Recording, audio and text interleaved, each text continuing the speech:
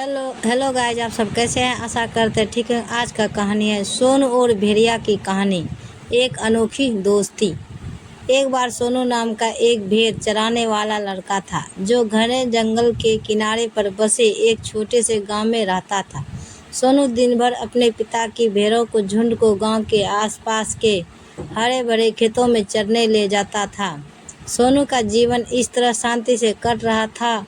सोनू और भेड़िए की अनोखी दोस्ती। एक दिन जब सोनू भेड़ों को दिन भर चराने के बाद गांव वापस ले जा रहा था तो उसने देखा दूर से एक भेड़िया उसके भेड़ों को देख रहा था। वह जानता था कि भेड़िया उसके भेड़ों के लिए एक खतरा है और इसलिए उसने अपने हाथ में एक डंडा लेकर भेड़िए को भगाने के लिए उसके करीब गया। हालांकि भेड़िया तेज था और जल्द ही वह जंगल में गायब हो गया।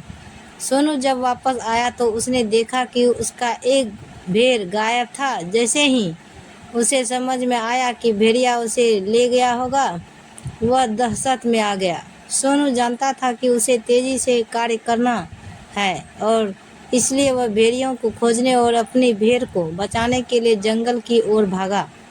घंटों की खोज के बाद सोनू ने आखिरकार भेड़ियों को खोज निकाला जो भेड़ को अपने जबड़ों में ले जा रहा था।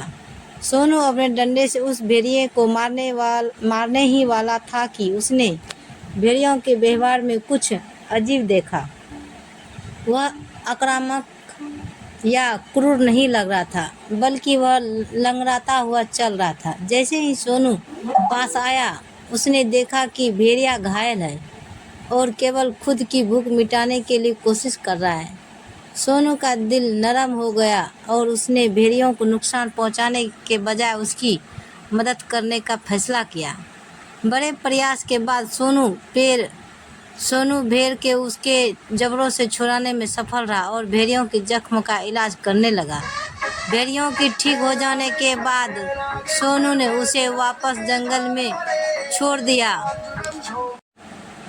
और उस दिन से वह और भेड़िया अप्रत्याशित दोस्त बन गए। वे अक्सर खेतों में एक साथ रास्ता पार करते थे और जब भी भेड़ियों के भोजन की जरूरत होती थी, सोनू ले आते थे। साल बीतते गए और सोनू का भेड़ों के झुंड बड़ा होता गया। एक दिन वह भेड़िया एक गांव वाले को दिख गया।